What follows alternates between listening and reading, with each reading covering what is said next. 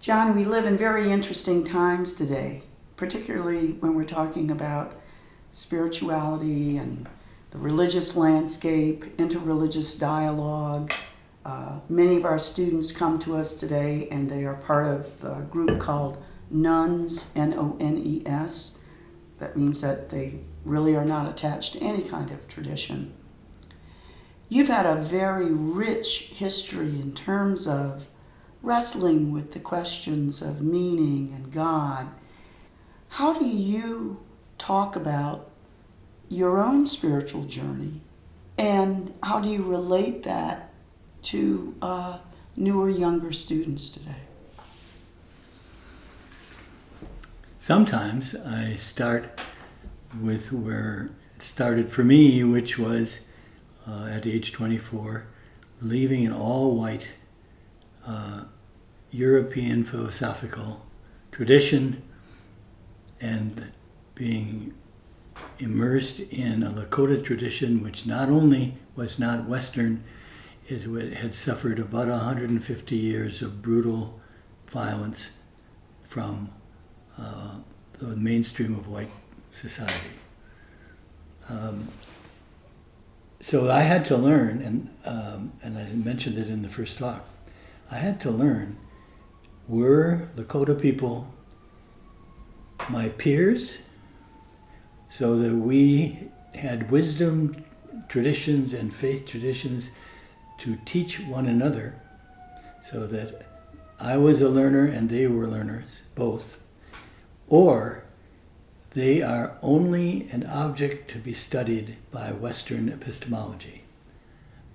I guess I come down on saying we are peers. Therefore, the Lakota belief is peer to my belief. It is not subordinate to it. Well, then I went to graduate school. In the first year, we did a lot of anthropology. And in the early 1970s, anthropology had some very creative and impressive tools, interpretive tools, but it was wedded to also a notion that the Western anthropologist or social scientist looked upon all other things as objects for study. And I found, when I was because I had to read a lot of anthropology because I was taking anthropology courses almost exclusively in the first year.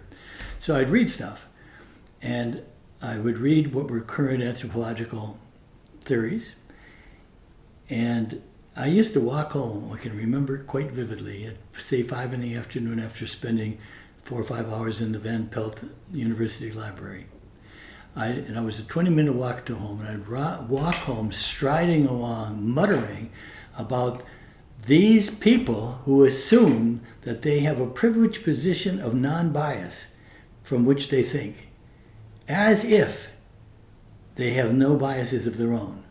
I called it the myth of the anthropological super scientist, who had a privileged spot uncontaminated by history, uncontaminated by experience.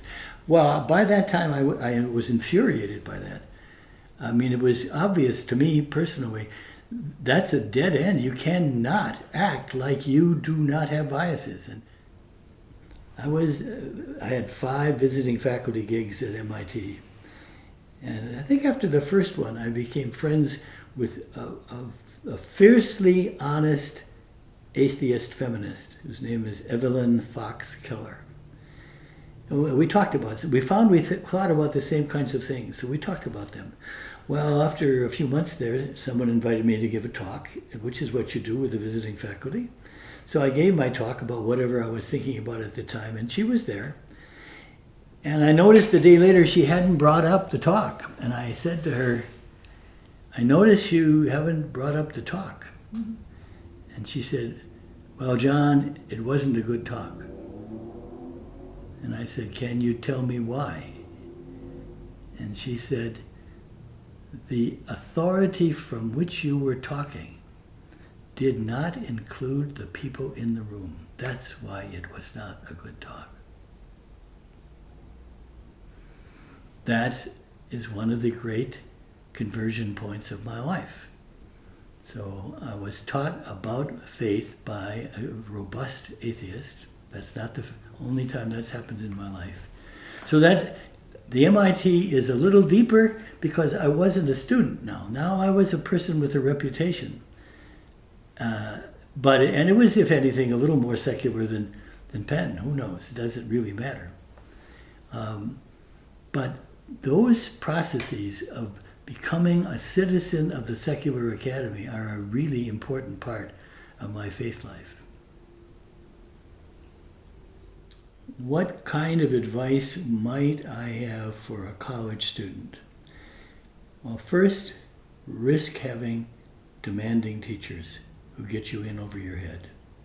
Try not to avoid hard teachers. Risk failure, in other words, a lot.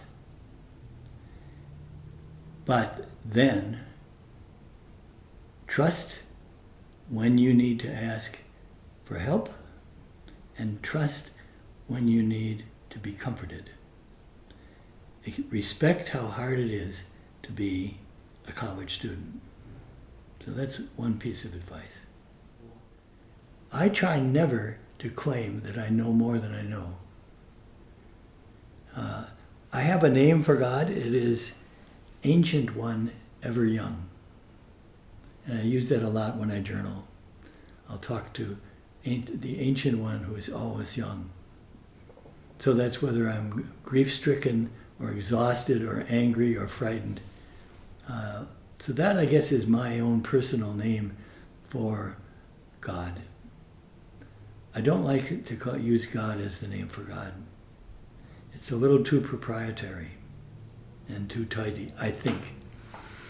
But another way to do that is to say, and Ignatius teaches this a lot, ask yourself what your inner disturbances are, and trust that if you pay attention to your inner disturbances, whether they are consolations or desolations, if you trust them and you stick with them, you, in that process, will be meeting God, or the Divine Majesty, as Ignatius usually says. So, I suppose that the thing, I've been thinking this way for so long that I'm pretty alert most of the time to ever claiming more than I can claim. And of course with God talk, there's a whole lot of things in the culture of people claiming that they have an absolute definition of God's will. Well, I'm sorry, that's a violation of the first commandment, absolute. So I try never to use an absolute word when I'm talking about the Divine Majesty. I'd go a little further and I'd say a lot of what I pray about are my own inner disturbances, which for Ignatius are joys and griefs. And that's why you'll see in the poetry list that I do, a lot of the poems are about grief or joy. And I firmly believe that when I am willing to find where my disturbances are at the moment, I'm meeting God right there. So if I wake up in the morning, as I did about 5 days ago, and I was a wreck, all my worst behavior, and I said, after about 2 minutes, I said, what is the matter with you? You are bitter and bitchy and anxiety-ridden. And I said, that's your worst stuff. What's going on? And then I thought about it and I said, yeah, we've had 5 unplanned crises in about a week and a half here. We are exhausted, and they aren't things you solve. We suffered them. And I said, there's nothing wrong with me. That's appropriate affect. So the humility of trying to notice your inner disturbances is, to me, probably the long-standing discipline of my life. When I thank God about my life, I thank God for being sent to Pine Ridge. I mean, that's just a huge thank you. To thank God for the path that I took to get a doctorate in the secular academy, and to thank God for men and women who are my soul friends.